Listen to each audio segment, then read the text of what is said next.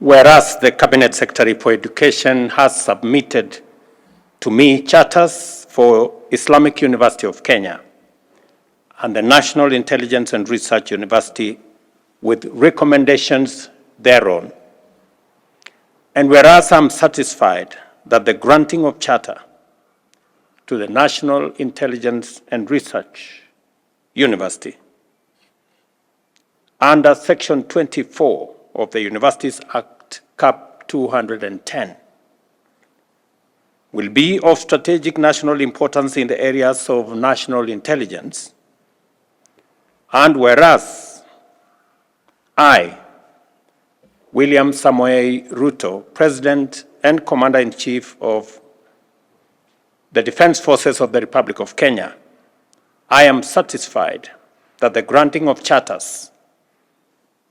will be of benefit to the advancement of university education in the Republic of Kenya. Now, wherefore, by this presence, be it known that in exercise of the powers conferred upon me under the Universities Act, Cap 210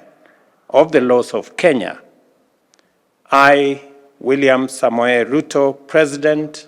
and Commander-in-Chief of the Defense Forces of the Republic of Kenya, hereby grant the charters annexed hereto to the Islamic University of Kenya and the National Intelligence and Research University on this 5th day of November in the year of the Lord 2024. Congratulations.